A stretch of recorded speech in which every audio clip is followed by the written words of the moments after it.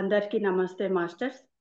మనందరి గురువు గారైన బ్రహ్మర్షి పితామహ పత్రిజీ గారికి, అలాగే వంశీకిరణ్ మాస్టర్ గారికి, ప్రవీణ మేడం గారికి ఆత్మ ప్రణామాల్ని, కృతజ్ఞతల్ని తెలియజేసుకుందాం. ఆ ఆత్మ పరిశీలన బుక్ రచయిత అయిన టార్కం శరాడారియన్ గురువు గారికి కూడా ఆత్మ ప్రణామాల్ని తెలియజేసుకుందాం. ఈరోజు మనం 7వ చాప్టర్ మాస్టర్స్ సరికొత్త ప్రారంభం కోసం పరిశీలన బుక్ నుండి 8వ పాయింట్ కంటిన్యూ చేస్తున్నానండి. ముందు లైన్ ఒక్కసారి చదువురా. Okay madam. సాధకుడు లేదా శిష్యుడికి ప్రాపంచిక సమస్యలతో ప్రమేయం ఉండి ఆ సమస్యల గురించి అతడికి స్పష్టమైన అవగాహన ఉంటే కనుక అతడి మనస్సు ఓ సమాచార కేంద్రంలా గురువుకు ఉపకరిస్తుంది. మేడం, సాధకుడు లేదా శిష్యుడికి ప్రాపంచిక సమస్యలతో ప్రమేయం ఉండి ఆ సమస్యల గురించి అతడికి స్పష్టమైన అవగాహన ఉంటే కనుక అతడి మనసు ఓ సమాచార కేంద్రంలా గురువుకు ఉపకరిస్తుంది. ఓకే, ఒక సమాచార కేంద్రం లాగా ఉంటుంది వాళ్ళిద్దరి మధ్యలో కనెక్షన్. దాని ప్రకారం ఆయన చర్యలు తీసుకుంటారు. గురువు గారు ఆ చర్యలను ఏ విధంగానైనా తీసుకోవచ్చు. తనకు అతి సన్నిహితులైన శిష్యులకు ఆదేశాలు ఇవ్వవచ్చు, లేదా కొన్ని రకాల భావాలను కొందరి మనస్సులో ముద్రపడేలా చేసి ప్రేరణ కలిగించవచ్చు, లేదా ఏదైనా సేవ చేయడానికి ప్రజలు పరస్పరం కలుసుకునేలా టెలిపతి ద్వారా సహాయం చేయవచ్చు. ఓకే, కంటిన్యూ చేస్తాను మేడం. ఫస్ట్ నుంచి ఒకసారి చదువు. ఈ పారాగ్రాఫ్ చదవనా మేడం? ముందు ఫస్ట్ లైన్ కూడా చదువు, ఇంతగా చదివింది ఫస్ట్. ఓకే. సాధకుడు లేదా శిష్యుడికి ప్రాపంచిక సమస్యలతో ప్రమేయం ఉండి ఆ సమస్యల గురించి అతడికి స్పష్టమైన అవగాహన ఉంటే కనుక అతడి మనస్సు ఓ సమాచార కేంద్రంలా గురువుకు ఉపకరిస్తుంది. దాని ప్రకారం ఆయన చర్యలు తీసుకుంటారు. గురువు గారు ఆ చర్యలను ఏ విధంగానైనా తీసుకోవచ్చు. తనకు అతి సన్నిహితులైన శిష్యులకు ఆదేశాలు ఇవ్వవచ్చు, లేదా కొన్ని రకాల భావాలను కొందరి మనస్సులో ముద్రపడేలా చేసి ప్రేరణ కలిగించవచ్చు, లేదా ఏదైనా సేవ చేయడానికి ప్రజలు పరస్పరం కలుసుకునేలా టెలిపతి ద్వారా సహాయం చేయవచ్చు. అంటే శిష్యుడు ప్రాపంచిక విషయాలలో ఉన్నాడు, అవగాహన ఉంది అనే కదా చెప్తున్నారు? అవును మేడం, అవగాహన ఉంది. ఓకే, జరుగుతుంది అంతేగా, అవగాహన ఉంది అనే కదా చెప్పారు? అవును మేడం, ఉంటే కనుక స్పష్టమైన అవగాహన ఉంటే కనుక. స్పష్టమైన అవగాహన ఉంది శిష్యుడికి, అతను ఏం చేస్తున్నాడో అన్ని క్లారిటీ ఉన్నాయి. ఈయన నుంచి ఆ రేస్ అనేవి, ఆ ప్రకంపనలు, ఆ టెలిపతి అనేది గురువుకు అందించబడుతుంది. ఎప్పుడైతే గురువుకు అందించబడుతుందో ఒక్కొక్కసారి సరి చేసుకోవాల్సినవి ఉన్నప్పుడు గురువు అందిస్తాడు. ఇంకా అవగాహనతో చేశాడు, ఇంకా ఇంకా ఇంకా పైకి ఇంకా ఉంది అనుకో, దాన్ని తెలియజేయచ్చు, లేకపోతే సేవా మార్గంలోకైనా దింపచ్చు. గురువు ఏం చేస్తారు? గురువు ప్రాపంచిక విషయాల్లో ఎక్కువగా ఇరుక్కుపోయాడే అనుకోండి, సేవా మార్గంలోకి దింపటం ద్వారా, సేవ చేయటం ద్వారా అతను ఆ ప్రాయశ్చిత్తం చేసుకోవడం ద్వారా అతని కర్మ లెక్కలు క్లియర్ చేసుకోవచ్చు. పాయింట్ అర్థమవుతుందా? అందుకని సేవా మార్గంలో దింపేటట్టుగా కూడా ఆ టెలిపతి ద్వారా ఆయన సందేశాలు ఇస్తారు. ఆ టెలిపతి పైన లైన్ ఒకసారి చదువు. మేడం, గురువు గారు ఆ చర్యలను ఏ విధంగానైనా తీసుకోవచ్చు. తనకు అతి సన్నిహితులైన శిష్యులకు ఆదేశాలు ఇవ్వవచ్చు, లేదా కొన్ని రకాల భావాలను కొందరి మనస్సులో ముద్రపడేలా చేసి ప్రేరణ కలిగించవచ్చు. కొన్ని లేదా భావాలను అంటే కొన్నిటిని ముద్ర పడేటట్లుగా చేసి వాటి నుంచి అంటే ఇప్పుడు కొన్ని నియమాలు ఉంటాయి, ఆ నియమాలను ముద్ర పడేలాగా చేసి వాటి నుంచి బయటకు తెచ్చే విధంగా కూడా చేయొచ్చు గురువు. ఉమ్, ఉమ్, లేదా ఏదైనా సేవ చేయడానికి ప్రజలు పరస్పరం కలుసుకునేలా టెలిపతి ద్వారా సహాయం చేయవచ్చు.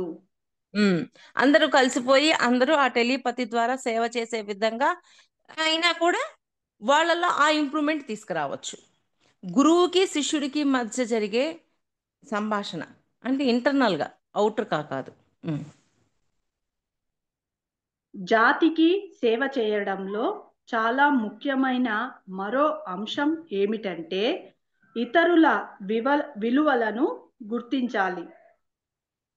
కలిసి పనిచేసే వాళ్ళు లేకపోవడం వలన కొందరు ఒంటరితనాన్ని, నిస్సహాయతను అనుభూతి చెందుతూ ఉంటారు. కలిసి పనిచేసే వాళ్ళు లేకపోవడం అనేది సేవ చేయాలని అనుకుంటున్న వ్యక్తి ఎదుటి వాళ్లను అభినందించడం లేదని, వాళ్ళ విలువలను గుర్తించడం లేదని సూచిస్తుంది. చదువుతాను మేడం. జాతికి సేవ చేయడంలో చాలా ముఖ్యమైన మరో అంశం ఏమిటంటే ఇతరుల విలువలను గుర్తించాలి. సేవ చేయటంలో ఇతరుల యొక్క విలువలను గుర్తించాలి. కలిసి పనిచేసే వాళ్ళు లేకపోవడం వలన కొందరు ఒంటరితనాన్ని, నిస్సహాయతను అనుభూతి చెందుతూ ఉంటారు. కలిసి పనిచేసే వాళ్ళు లేకపోవడం అనేది సేవ చేయాలని అనుకుంటున్న వ్యక్తి ఎదుటి వాళ్లను అభినందించడం లేదని, వాళ్ళు విలువను గుర్తించడం లేదని సూచిస్తుంది. మళ్ళీ చదువు కొంచెం. మేడం, జాతికి సేవ చేయడంలో చాలా ముఖ్యమైన మరో అంశం ఏమిటంటే ఇతరుల విలువను గుర్తించాలి. ఇతరులలో ఉన్న విలువలను గుర్తించాలి. జాతికి సేవ చేయడంలో చాలా ముఖ్యమైన మరో అంశం ఏమిటంటే ఇతరుల విలువను గుర్తించాలి. కలిసి పనిచేసే వాళ్ళు లేకపోవడం వలన కొందరు ఒంటరితనాన్ని, నిస్సహాయతను అనుభూతి చెందుతూ ఉంటారు. ఒంటరితనాన్ని, నిస్సహాయతను అనుభూతి చెందుతూ ఉంటారు. అంటే వాళ్ళతో పాటు కలిసి వర్క్ చేసే వాళ్ళు లేకపోవటం వల్ల. కలిసి పనిచేసే వాళ్ళు లేకపోవడం అనేది సేవ చేయాలని అనుకుంటున్న వ్యక్తి ఎదుటి వాళ్లను అభినందించడం లేదని, వాళ్ళ విలువను గుర్తించడం లేదని సూచిస్తుంది. అంటే ఎదుట వాళ్ళలో ఉన్న విలువను గుర్తించటం లేదు కాబట్టే కలిసి పని చేసే విధంగా వీళ్ళు తయారవ్వలేకపోతున్నారు. ఒంటరిగా ఎందుకుంటున్నాడు, ఒంటరిగా కలిసి పని చేయాల్సిన వాళ్ళు ఎందుకు రావట్లేదు అంటే వాళ్ళల్లో ఉన్న దాన్ని గుర్తించలేకపోతున్నారు కాబట్టి. పాయింట్ అర్థమైందా? క్లారిటీ వచ్చిందా? లేదు మేడం. మళ్ళీ చదువు ఒకసారి. చదువుతా. కలిసి పనిచేసే వాళ్ళు లేకపోవడం వలన కొందరు ఒంటరితనాన్ని, నిస్సహాయతను అనుభూతి చెందుతూ ఉంటారు. కలిసి పని చేసే వాళ్ళు లేకపోవటం వల్ల ఒంటరితనాన్ని, నిస్సహాయతను పొందుతూ ఉంటారు, ఎదుర్కొంటూ ఉంటారు. ఓకే. కలిసి పనిచేసే వాళ్ళు లేకపోవడం అనేది సేవ చేయాలని అనుకుంటున్న వ్యక్తి ఎదుటి వాళ్లను అభినందించడం లేదని, వాళ్ళ విలువను గుర్తించడం లేదని సూచిస్తుంది. అంటే వీళ్ళు ఎందుకు ఒంటరిగా ఉండిపోవాల్సి వస్తుంది? కలిసి పని చెయ్యాలి అని అనుకుంటున్నారే తప్ప, కలిసి పని చెయ్యాలి అని అంటే ఎదుట వాళ్ళలో ఉన్నదాన్ని గుర్తించగలగాలి. ఆ గుర్తించలేకపోవటం వల్ల ఒంటరి అయిపోయారు వీళ్ళు. అనుకుంటున్నారు, కలిసి పని చెయ్యాలి అనుకుంటున్నారు, దాన్ని ఆచరణలో పెట్టాలి అంటే ఎదుట వాళ్ళలో ఉన్న విలువలను గుర్తించాలి. వాళ్ళు గుర్తించలేకపోవటం వల్ల ఒంటరి అయిపోయారు, కలిసి పని చేయలేకపోతున్నారు. అది అక్కడ రీజన్. ఇప్పుడు క్లారిటీ వచ్చిందా? వచ్చింది మేడం. అనుకోవడం ఒక ఎత్తు, కానీ ఆచరణ ఇంకొక ఎత్తు. ఎదుటి వాళ్లలో కొన్ని రకాల సామర్థ్యాలను చూడగలిగి గొప్ప సేవ కోసం వాళ్లను ఆహ్వానించడం ద్వారానే ప్రజలను ఆకర్షించడం సాధ్యమవుతుంది. మళ్ళీ చదువు. ఎదుటి వాళ్లలో కొన్ని రకాల సామర్థ్యాలను చూడగలిగి గొప్ప సేవ కోసం వాళ్లను ఆహ్వానించడం ద్వారానే ప్రజలను ఆకర్షించడం సాధ్యమవుతుంది. మరి అంటే వాళ్ళల్లో విలువలను గుర్తించి వాళ్ళని ఆకర్షించడం ద్వారానే మళ్ళీ అందరూ కలిసి పని చేయగలుగుతారు. లేకపోతే ఎలా చేయగలుగుతారు? చేయలేరు కదా. అది కొంతమందికి ఆకర్షణ గుర్తించి వాళ్ళని ముందుకు తీసుకురావాల్సిన డ్యూటీ ఉంది మనకి. అది కొంతమందికి ఆకర్షణ శక్తి ఉండదు. ఎందుకంటే వాళ్ళు విమర్శిస్తూ ఫిర్యాదులు చేస్తూ ఉంటారు. ఇతరుల విలువను పట్టించుకోరు. కొంతమందికి ఆకర్షణ శక్తి ఉండదు. ఎందుకంటే వాళ్ళు విమర్శిస్తూ ఫిర్యాదులు చేస్తూ ఉంటారు. ఇతరుల విలువను పట్టించుకోరు. ఎందుకని? వాళ్ళలో విలువలను గుర్తించరు, విమర్శించడం మొదలు పెడతారు. అందువల్ల వాళ్ళు గుర్తించలేరు వాళ్ళలో ఉన్న విలువలను. వాళ్ళలో ఉన్న మిస్టేక్స్నే వెతుకుతూ ఉన్నప్పుడు వాళ్ళలో ఉన్న విలువలను ఎలా గుర్తించగలుగుతారు? గుర్తించలేరు కదా. అలాగా వాళ్ళలో ఉన్న విలువలను గుర్తించగలిగేటట్లుగా మనం ఉన్నప్పుడు మనము అందరినీ కలేసుకుంటూ ఆ వర్క్ సేవా మార్గంలో ముందుకు వెళ్ళిపోతూ ఉంటాం. అది ఎలాగా? ఇప్పుడు వంశీ సార్ ఉన్నారు, నువ్వు ఈ పని చేయగలవు, నువ్వు ఈ పని చేయగలవు అని వాళ్ళలో విలువలను గుర్తించి ఆయన ఆ వర్క్ అప్పచెప్తూ ఉంటారు. అలాగా కలేసుకొని వెళ్ళిపోతూ ఉంటారు ఆయన. ఇప్పుడు ఇంతెందుకు అయింది సద్గురు మూమెంటు? వాళ్ళలో ఉన్న విలువలు అంటే వాళ్ళలో ఈ వర్క్ చేసే టాలెంట్ ఉంది, ఇది చేయగలిగే శక్తి ఉంది. అలాగా వాళ్ళకి ఆ వర్క్ అప్పచెప్తూ సేవా మార్గంలోకి తీసుకొస్తున్నారు. అలాగా తీసుకురావటం వల్ల ఎంతో మంది కలిసిపోతున్నారా లేదా? అది పదార్థం, అతిశయం, గర్వం, వేర్పాటుతో కూడిన మార్గాన్ని ఎంచుకున్న వాళ్ళు నెమ్మదిగా తమ ఆకర్షణ శక్తిని కోల్పోతారు. ఎందుకంటే వాళ్ళు ఇంకా క్లిష్టంగా తయారై ద్వేషం, అసూయ, గర్వం, దురాశలతో నిండిపోతారు. మళ్ళీ చదువు మేడం. పదార్థం, అతిశయం, గర్వం, వేర్పాటుతో కూడిన మార్గాన్ని ఎంచుకున్న వాళ్ళు నెమ్మదిగా తమ ఆకర్షణ శక్తిని కోల్పోతారు. అంటే వీటిలో ఉన్న వాళ్ళు ఆకర్షణ శక్తిని కోల్పోతారు కదా. ఎందుకు ఆకర్షించలేకపోతున్నారు? అహము, వేర్పాటువాదం, నువ్వు వేరు నేను వేరు అనే భావము, అహము, ఇవన్నీ ఏం చేస్తున్నాయి? మధ్య గ్యాప్ను తీసుకొస్తున్నాయి. ఎదుటి వ్యక్తికి మనకి మధ్యలో నువ్వు నేను వేరు కాదు అన్న భావన ఉన్నప్పుడు అన్నీ అర్థమవుతాయి, వాళ్ళలో ఉన్న విలువల్ని గుర్తించగలుగుతారు. కానీ ఇవేం చేస్తున్నాయి? ఇద్దరి మధ్యలో గ్యాప్ను పెంచుతున్నాయి. ఎందుకంటే వాళ్ళు ఇంకా క్లిష్టంగా తయారై ద్వేషం, అసూయ, గర్వం, దురాశలతో నిండిపోతారు. ద్వేషం, అసూయ, దురాశలతో నిండిపోతూ ఉంటారన్నమాట. ద్వేషం, అసూయ, గర్వం, అంటే దురాశ. మళ్ళీ ఇవే పెరుగుతున్నాయి. ఎందుకని? వాళ్ళలో ఉన్న విలువలను గుర్తించట్లేదు, వాళ్ళలో ఉన్న మిస్టేక్స్ గుర్తిస్తున్నారు కాబట్టి. ప్రజల్లోని విలువను ఇంకా బాగా గుర్తించి ఆ విలువ శాశ్వతంగా నిలిచి ఉండేలా, అభివృద్ధి చెందేలా చేయడానికి మనల్ని మనం అంకితం చేసుకుంటే మన ఆకర్షణ శక్తి పెరుగుతుంది. ఏంది?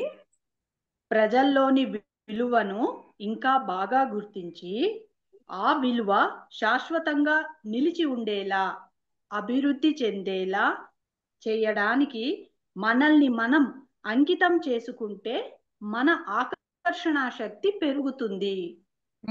మన ఆకర్షణ శక్తి అంటే వాళ్ళల్లో విలువలను పెంచే విధంగా మనము వాళ్ళని ముందుకు తీసుకువెళ్తూ ఉన్నప్పుడు ఆకర్షణ శక్తి తప్పకుండా పెరుగుతుంది. పాయింట్ మళ్ళీ చదువుమా.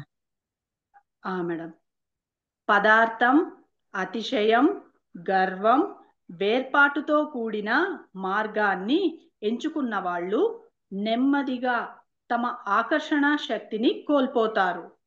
ఎందుకని ఆకర్షించలేకపోతున్నారు? వేర్పాటువాదం, నువ్వు నేను వేరు అని ఏకత్వం లేదు వాళ్ళల్లో, అహంకారం ఉంది. ఇవన్నీ ఏం చేస్తున్నాయి? వాళ్ళల్లో ఉన్న ఆకర్షణ శక్తిని తగ్గిస్తూ ఉన్నాయి. ఎందుకంటే వాళ్ళు ఇంకా క్లిష్టంగా తయారై ద్వేషం, అసూయ, గర్వం, దురాశలతో నిండిపోతారు. ఇంకా ఇంకా పెరిగిపోతున్నాయి అన్ని. ప్రజల్లో విలువను ఇంకా బాగా గుర్తించి ఆ విలువ శాశ్వతంగా నిలిచి ఉండేలా, అభివృద్ధి చెందేలా చేయడానికి మనల్ని మనం అంకితం చేసుకుంటే మన ఆకర్షణ శక్తి పెరుగుతుంది. అదే అంటే ఇవన్నీ పెంచుకున్నప్పుడు విలువలను గుర్తించటం, ఎదుటవాడిలో ఉన్న విలువలను గుర్తించటం అనేది ఎప్పుడైతే చేస్తూ ఉంటామో, ఆ గుర్తించి ఆ విలువలను గుర్తించి వాళ్ళు ఇంకా ఉన్నతంగా ఎదగాలి అనే కోణంలోనే వాళ్ళకి ఇంకా గైడెన్స్ ఇస్తూ వాళ్ళు ఇంకా ముందుకు వెళ్తూ ఉన్నప్పుడు ఆకర్షణ శక్తి తప్పకుండా పెరుగుతుంది. మరి ఆకర్షణ శక్తి పెరుగుతుంది, పెరగటం లేదు అంటే దానికి కూడా కారణం ఎవరు? మనమే కదా, ఎవరో కాదు, మనమే. అందుకని మనము మన అంటే ఆకర్షణ శక్తి పెరగటానికి మనం ఏదో చెయ్యక్కర్లేదు, ఏదో చెందక్కర్లేదు. కానీ ఎదుట వాళ్ళలో ఉన్న విలువలను గుర్తిస్తూ వాళ్ళని ఇంకా ముందుకు తీసుకువెళ్ళాలి అనే భావాలతో ఎప్పుడైతే ఉంటామో అప్పుడు ఆకర్షణ శక్తి పెరుగుతుంది. ఎప్పుడైతే విలువల్నే గుర్తించకుండా ఉన్నప్పుడు, వాళ్ళల్లో విలువలు గుర్తించలేదు, వాళ్ళలో ఉన్న మిస్టేక్స్నే గుర్తిస్తూ ఉన్నాం. ఇంకా గుర్తించే కొద్ది మన లోపల ఏంటి అన్నీ పెరుగుతూ ఉన్నాయి. పెరుగుతూ ఉన్నప్పుడు మన లోపల ఉన్న ఆకర్షణ శక్తి తగ్గిపోతుంది కదా. అది 8th పాయింట్ కంప్లీట్ అయింది మేడం. 9th పాయింట్ స్టార్ట్ చేస్తున్నాను. సంవత్సరమంతా సౌందర్యాన్ని, ఆనందాన్ని పెంపొందించుకోవడానికి మీ నిస్వార్థాన్ని, హాని చేయని తత్వాన్ని, సృజనాత్మకతను ప్రదర్శించగల సేవా రంగాన్ని వృద్ధి చేసుకోవడానికి ప్రయత్నించండి. మళ్ళీ చెప్తాను మేడం. సంవత్సరమంతా సౌందర్యాన్ని, ఆనందాన్ని పెంపొందించుకోవడానికి మీ నిస్వార్థాన్ని, హాని చేయని తత్వాన్ని, సృజనాత్మకతను ప్రదర్శించగల సేవా రంగాన్ని వృద్ధి చేసుకోవడానికి ప్రయత్నించండి. అవన్నీ వృద్ధి చేసుకోవడానికి ప్రయత్నించండి అని చెప్తున్నారు. సంవత్సరమంతా అన్ని సంభాషణలు, రచనలు, ఆలోచనల్లోనూ సౌందర్యాన్ని, ఆనందాన్ని పెంపొందించుకోవడానికి ప్రయత్నించండి. సంవత్సరమంతా అన్ని సంభాషణలు, రచనలు, ఆలోచనల్లోనూ సౌందర్యాన్ని, ఆనందాన్ని పెంపొందించుకోవడానికి ప్రయత్నించండి. అంటే ఏం చేసినా సరే ఆనందాన్ని పెంపొందించుకోవడానికే చెయ్యాలి అక్కడ. అది. నిగూఢ ధ్యానాల్లో సాధకులు చక్ర భ్రమణాలను గమనించడానికి ప్రయత్నిస్తారు. ఈ చక్రాల్లో కొన్ని భూమి, చంద్రుడు, సూర్యుడు, రాశి చక్రపు చిహ్నాల కదలిక కారణంగా ఉనికిలోకి వస్తాయి. మేడం, నిగూఢ ధ్యానాల్లో సాధకులు చక్ర భ్రమణాలను గమనించడానికి ప్రయత్నిస్తారు. ఈ చక్రాల్లో నిగూఢంగా ఉండి అంటే ఎక్కడో ఒక ప్లేస్కి వెళ్ళేసి వాళ్ళు సాధన చేస్తున్నారని కూడా బయటికి తెలియకుండా ఆ సాధనా మార్గంలో ఉండిపోవడం ద్వారా వాళ్ళల్లో ఉన్న ఆ చక్ర భ్రమణాలను గమనిస్తూ ఉంటారు. వాళ్ళు ఏ చక్రాలోకి వెళ్ళాను, ఎలా ఉన్నాను అని వాళ్ళు గమనించుకుంటారు. ఈ చక్రాల్లో కొన్ని భూమి, చంద్రుడు, సూర్యుడు, రాశి చక్రపు చిహ్నాల కదలికల కారణంగా ఉనికిలోకి వస్తాయి.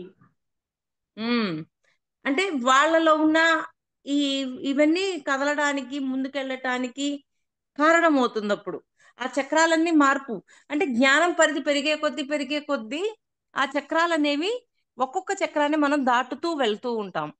కానీ వాళ్ళు కొంతమంది నిగూఢంగా చేస్తూ ఉంటారు, కనిపించరు. అలా కనిపించకుండా నిగూఢంగా చేస్తూ ఆ సాధనలో ముందుకెళ్తారు. ఇప్పుడు చదివిన లైన్ మళ్ళీ ఒక్కసారి చదువు గీత. ఓ మేడం, ఓకే మేడం. నిగూఢ ధ్యానాల్లో సాధకులు చక్ర భ్రమణాలను గమనించడానికి ప్రయత్నిస్తారు. ఈ చక్రాల్లో కొన్ని భూమి, చంద్రుడు, సూర్యుడు, రాశి చక్రపు చిహ్నాల కదలికల కారణంగా ఉనికిలోకి వస్తాయి. తర్వాత చక్రాల అమరిక లేదా ఈ శరీరాల సమన్వయం అపారమైన శక్తిని విడుదల చేస్తుంది. అంటే ఎప్పుడైతే వీటన్నింటి నుంచి ఇంకొంచెం చక్రాలు యాక్టివేట్ అవుతూ ఉన్నాయో వాటి నుంచి శక్తి అనేది రిలీజ్ అవుతుంది.